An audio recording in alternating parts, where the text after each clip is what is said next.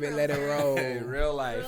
Real life realtors, real life problems, real life solutions. You rocking with the best, y'all. Hey, there it is. You feel me? So, guys, we're back with the Real Life Realtor podcast, and we're going to make sure we get this one right. You feel me? So, today, you're joined with Dennis Scott, Vanessa Estrada, Sirrom Alizem. and we're talking to the sellers this episode. We're going to be talking about SB9. But first, we're going to start off with our highs and lows of the week as realtors. And let's make this snappy. Make it happen.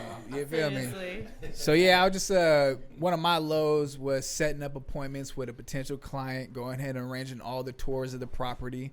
A lot of people don't know we have to make calls ahead of time to find out if the property is vacant or if it's occupied. Then we have to schedule times to go view these properties if they are occupied. So that could, mean that listing agent needs to make sure that whoever's in there knows that we're showing up at a certain time.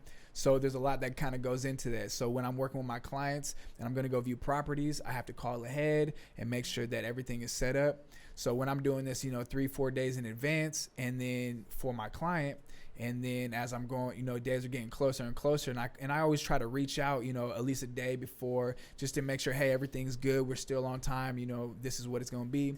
And unfortunately on Sunday I got ghosted. Damn. Yeah. So essentially they didn't show up. Sheesh. You feel me? So, I did reach out the day before, send a text message. I didn't get a response. I said, hey, you know what? It's the weekend. Something could have came up. Yeah. It's all good. So I called on the day of, about an hour previous, to the actual appointment, our first one, and no answer. I went ahead and left a message. Fortunately, I guess, about 10 minutes before our actual scheduled appointment, I received a text message saying, Were you already at the property? oh, I was on my way. Oh, Yeah. shoot, okay. Well, they just said that something happened, and there was, they couldn't make it. So, as realtors, as realtors, we always keep you should keep a contingency plan. Mm-hmm. So, you feel me? I went ahead and hit the gym and got my flex on, you feel me? So, I didn't let my day get wasted, you dig? Right. However, though, my high was while I'm on my way to the gym, I actually get a call from my client, and we're actually going to be listing his property, his and his wife's property, in a month's time. So we actually set up a time to link up and go ahead and cover everything and get the property ready to go ahead and list in about a month's time. So shout out to you. Go ahead. Are you also going to help them purchase a property? So I am Sell helping and them. buy? I'm helping them on both ends. Nice. So right now, as a matter of fact, I am a realtor. I help people purchase and I help people sell. That is my main thing. With these clients in particular, they came to me and they said, hey, you know what? We got a property, but we moved up here for work and business. We need a rental. We need a temporary rental. I was like, you know what? I'm not a property manager, but let me help them. Mm-hmm. I went ahead and helped them. And then, in me doing so, me paying it forward, I'm going to end up helping them not only sell their property but buy another one out here. Nice. And where's that property at? That property is in Riverside, Southern California. SoCal. And where are we at? So I'm in Northern California, man, the Central Coast, you dig? Nice. But I'm gonna take that flight because it's gonna be all right. Nice. That's what's up. Yeah. Hey, Vanessa, what about you?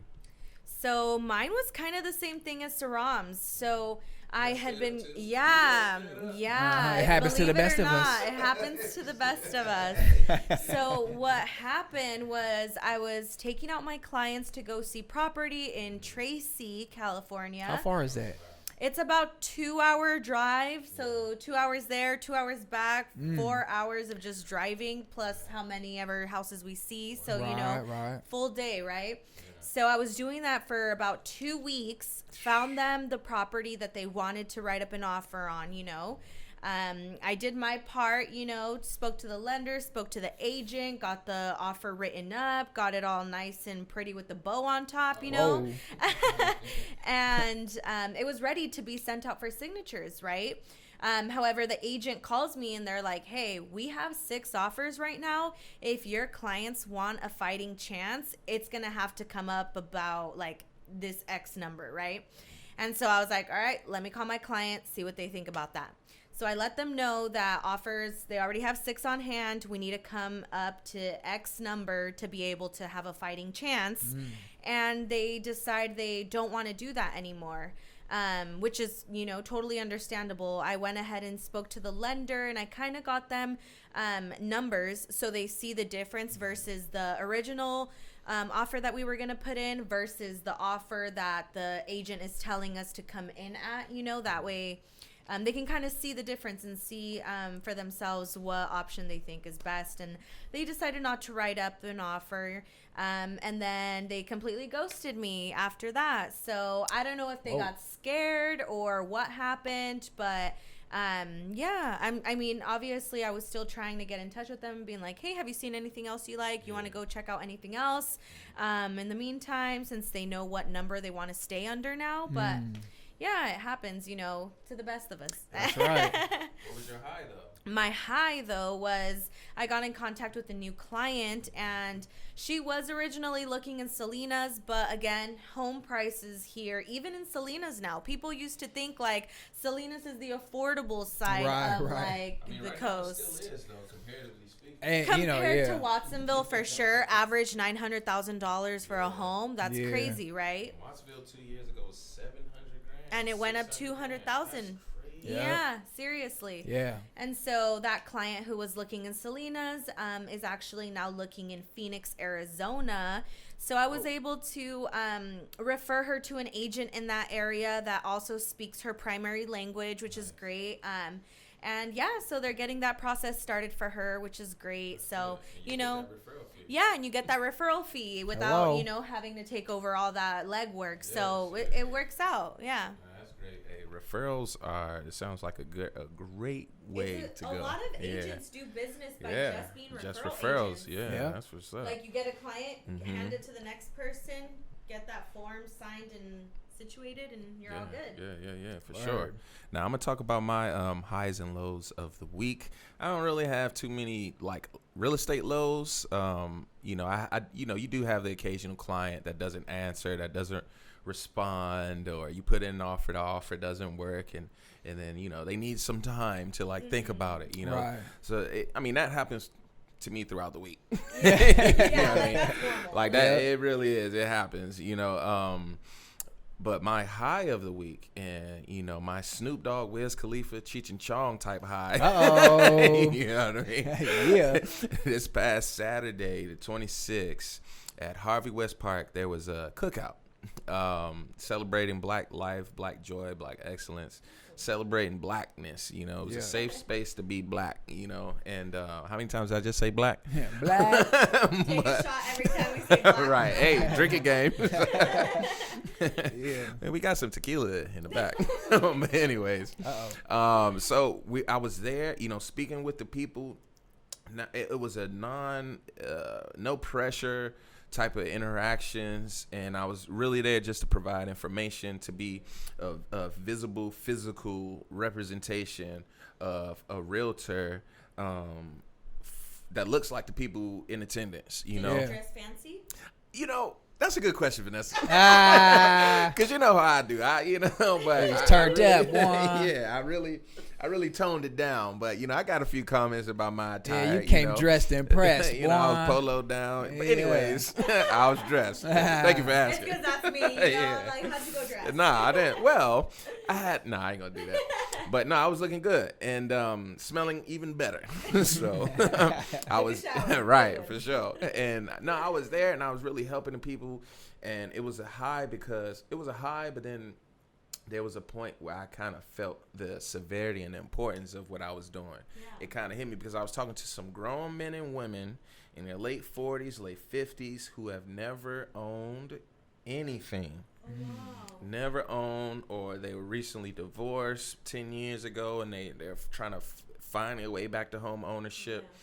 Yeah. And it kind of really broke my heart, you know what I mean, to like found out like, damn, man, our people in a bad condition, man, like information wise, knowledge wise, just putting into action, like sacrificing to save, and like it's just so many different factors that kind of like pissed me off to the point where it's like, nah, I got to do something now. You know what I mean? It's like, it's nothing else to do, you know, but help the people. He's just like, I'm so fortunate to be in real estate and to be a realtor.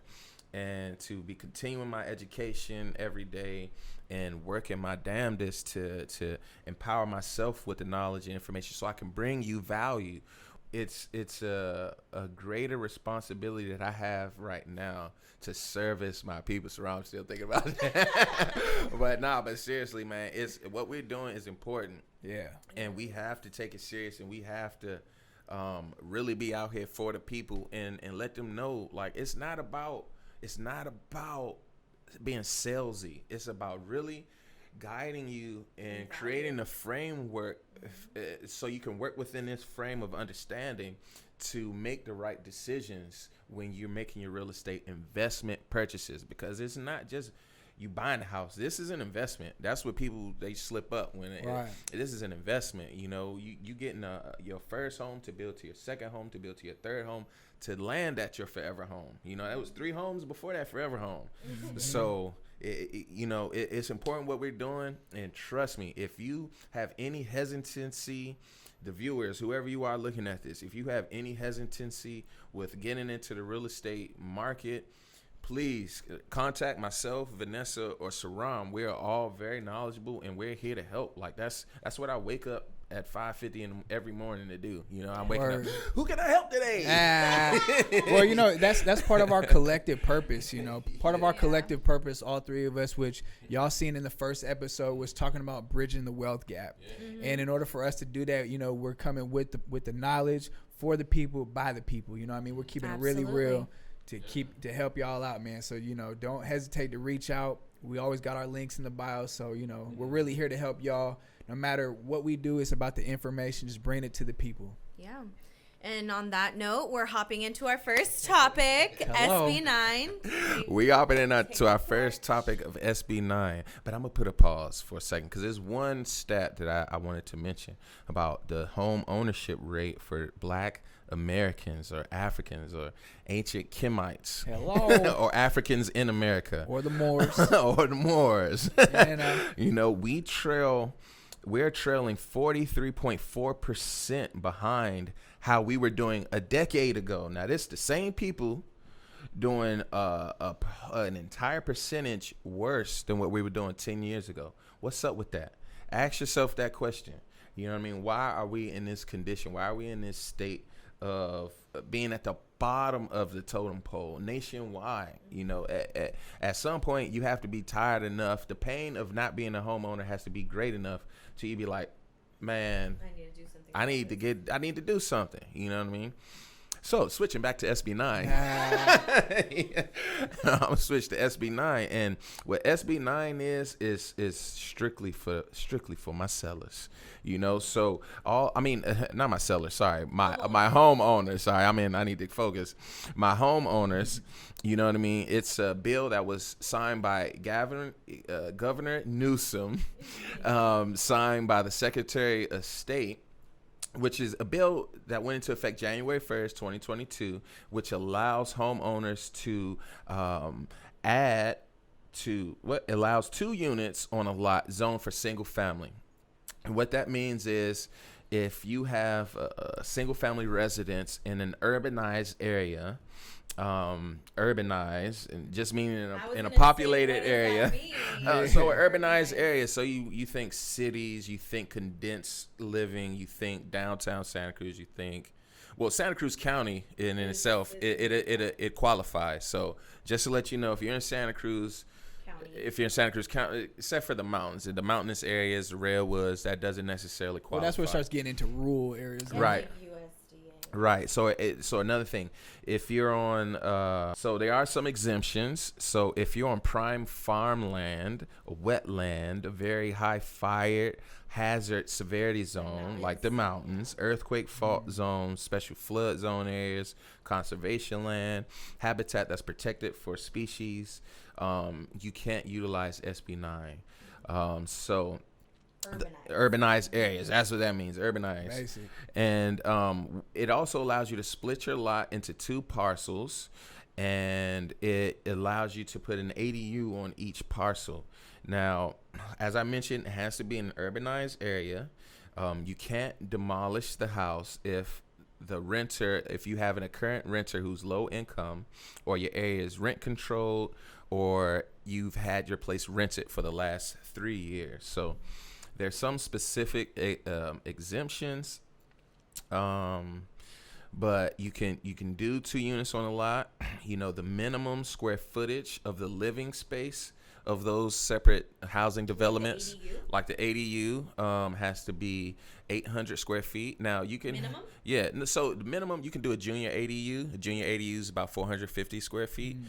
Correct me if I'm wrong, but I believe it's about 450 square feet. So, so if you already have an ADU, you don't have to split your lot. Let me just clarify that. This just allows you the option to do so, and it also makes it easier for homeowners to permit their unpermanent ADUs and to get their illegal rentals permitted as well. I say illegal, but unpermanent rentals permanent. Do they have to pay like a fee? So the as far as what do you mean, like a fee to get this done? You know, when you have an unpermitted like. Oh yeah, for sure. Like that, you pay there is a fee. There penalty? definitely. Yeah. I don't know so much about a penalty fee. However, I did speak with code enforcement, and what they assured me is that they are willing to work with those homeowners. Oh, cool. Meaning, call them. Don't be scared. They're gonna work with you to make it happen, because they want to see people in homes renting. Well, here's what I was going to mention. I always get into it with my uncle about this, and you know. Yeah. Okay. So, you know, this isn't taking no shots at nobody. And actually, it's something that inspired me, because one of my trades, aside from sales, was landscaping. And so I worked 6 days a week, 12 plus hours with a Latino man who came over here. Oh, right. With a backpack. Yeah. Swam, did everything he had to do to get over here for the American dream. And he built his business to where it is now, where he's he's making well over 6 figures, you know, and so through landscaping, you feel me? So like, I'll talk to my uncle. I'm like, damn man, these people out here grinding, you know what I mean? Like, and you pull up to Home Depot and they out there, they trying to get work. Yeah, no shame. No shame. Yeah, waiting. you know, okay, man, if you see me out here. Yeah, man, they selling fruit, flowers, and services. Yeah, you know what I mean. And so I'm always like, man, like really, what's the excuse? Like, we're born here, and then it's always like this race card, and then there's always this, and there's always this complacency, and we're oppressed, and we did all the slavery. We ain't trying to go out here. And I'm like, bro, I was like, but at the end of the day, you weren't in slavery. Yeah. Your grandfather wasn't in slavery. You got to go back a little bit to be in some slavery. Like, I get it wasn't that long. I got to go one more grandma to be in slavery. Right. Though. You know, it wasn't that long ago, but here you are now. Yeah. You have. What are you going to do now? What are you going to do now? Thank you. Yeah. So like, we have this conversation, and I'm always like, well, bro, like, at the end of the day, you know why these Latinos be winning? You know why the Asian community be winning? You know why the Middle Eastern people be winning? And most of these other people that are coming over immigrating, because they move in the same house together. Yeah. Seriously. They be 20 deep in a 2-bedroom house. Stacking that money. Money. Then they buy the house on the street. Yeah. And then they all move in. They pay that mortgage. Buy a business. Start a business. Yeah. They all work together. And then they buy the next house on the neighborhood. Then the next you know, they own the whole freaking neighborhood. You feel me? And I'm like, and that's their recipe, and that's how they're succeeding. That's how they're doing certain things. And he's like, you know, well, yeah, but I can't be living with no, you know what I mean? You know, you feel me? With my DMX voice, you feel me? And so I'm just like, well, man, like at the end of the day, like that's why, you know, it's sacrifices. You got to make that move, man. And if not, you know what I mean? Stop complaining. Cause I'm about that action, boss. You feel me? So like, you know, have a plan. You got to have a plan. Like, I will live below my means to achieve what I want. You know what I mean? And ultimately to get what you want. Ultimately, but when you look at the numbers, the numbers are saying that the majority of the so-called African American community is not doing it. The Latino community does it. Yeah, no, they do. They do it. Yeah. No, they you feel me? Why are the Asians winning when they come over here? Because they do that. They start businesses, and when they go to school, they send their children to the STEM field. I have an idea though, because Africans coming to America from Africa are doing the same thing. They're doing the same thing. And what that stems from is a lack of unity, because there was points in American history where Africans were thriving, were doing good. We could look yeah. at the obvious, Tulsa, Oklahoma. Black we Wall could look Street. at North Carolina and Charlotte, where they were doing the same thing that they were doing in Tulsa, Oklahoma. You know, Tulsa, Oklahoma was the first place in America to be bombed from the air. The first terrorist attack on American soil. Right. 2 Americans. They just didn't look like the typical American. Right. So, and what is an American? Hey.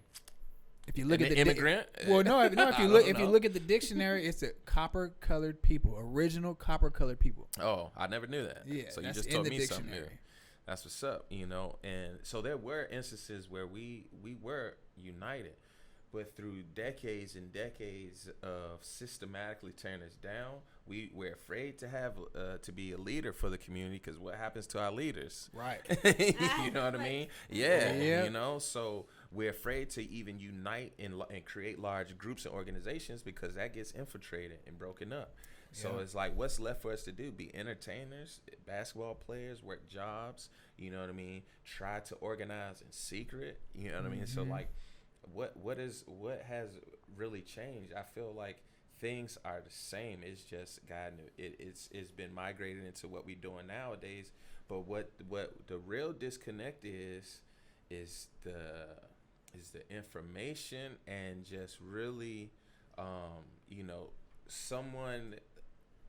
Because we do need a leader. I feel like we do need someone to be like, nah, this is what we on. You know, if you ain't on it, you losing out. Because I feel like our people, we need to see it, and we need to see it first before we do it. And that's what I feel like is necessary. It's like, all right, I'm afraid to do it. I don't know how to do it, but this person I admire is doing it. Damn, how did they do it? Okay. Oh, wow, they did it just like that. Oh, they come from where I come from. That's okay. Like with Roy. Yeah. He has his investment property. Right. Yeah. In a different state. Yeah. And Yeah. it's like, okay, I want to do that too. How did And you that's get family. to where you're at? Exactly. Right. That's You like know? crazy. But seriously though, like, we definitely have to see it first. Like, what I saw from my mother and my father was in the streets.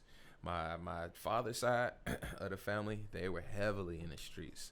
I didn't really see my dad a lot, you know what I mean? But what I saw from my mom, she was working. She was going to school. She was working. She was never home because she was working. And that's what it got instilled into me. It's like, I need to be working. I need to be doing something. But never realizing it's like trading my time for money, meaning like clocking in, getting paid per hour. It's not going to make me rich. It's not going to give me wealth. You know, especially if I don't know what to do with my checks, I'm just going to be eating my checks or trying to enjoy my time. You know, it's financial literacy. It's like, now I'm at a point where all my dollars need to have a name to them. It's like, you know what I mean? And meaning, you know, what is this money going towards? Is this money going towards an investment, or is this going towards like leisure? It can't be going towards leisure, because, you know what I mean? I need to be at a different place in life. So it's all about mindset. What are you really trying to do with yourself? You know, do you just want to forever be in the spot you in, you know, or you want to come on this side and get this knowledge, get this information, get this help, get these services? And I look like Suge. Yeah, man. You know, you want to be all dancing in the videos. You know what I'm saying? You know, let me get my little nose pierced and shit. Invest in real estate. Yeah, feel me? But, you know, to what you're kind of saying as well, man, you know, and I'm going to keep it a buck, 100,000. Yeah. A big issue we have in our community is fatherless homes. Yeah. And there's no leaders in that home. Now, there's mothers that do a fantastic job, and shout out to y'all. Y'all do a great job. But at the end of the day, in order for us to fix what we got going on, we got to stop looking at leaders outside of our homes. We got to stop looking for leaders outside of our communities, and we need to start raising leaders within our homes. And we need guidance, and we need more fathers inside their homes, you know, and that really is going to be a difference maker, because once you change the mindset and the culture within your home, then it bleeds out into your community, and then it goes further and further. But that's kind of what we're missing, kind of to go back to the immigrants and all that. They're coming over here with culture.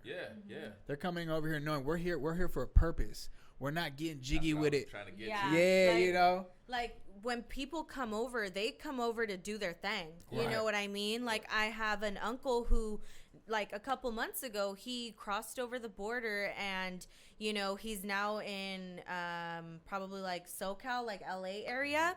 And he's working. He's working to send money back to his family back home, you know, because it's easier to live in Mexico where everything's cheap, make money out here, send it to the family, you know, do all of that. And it's like, that's what they got to do. And that's what they do, you know, like that's what they do. Really real. For sure. So you guys want to wrap it up or have anything else to talk about? Yeah, man. Well, you know. Yeah. Well, you know, we just appreciate y'all, man. And at the end of the day, we just want to keep it real, you know, and we try to bring our own life, you know, events, own things that we've come through in life. And we also want to bring you the information. At the end of the day, you know, we are realtors, but we're really real. And life happens to all of us, and we all have different backgrounds, and we all have different goals and all that good stuff, you know. So when y'all come and watch us, you know, with what we're providing to you, not only are we bringing the information and knowledge to you, but we just want to be there as a resource to help you in any way that we can. Absolutely. Yeah, for sure. So with that said, you know, I'm Dennis Scott. You can find me at dennis.scott.realty on Instagram. That's the best way to contact me. And Vanessa Estrada.realtor on Instagram. But we're going to have all of our links below for contact info. That's right. You know, I'm Sirrom Alizem, your favorite realtor. You can find me at Salazem_realty on IG. And you'll definitely be able to see the link. We appreciate y'all. One love.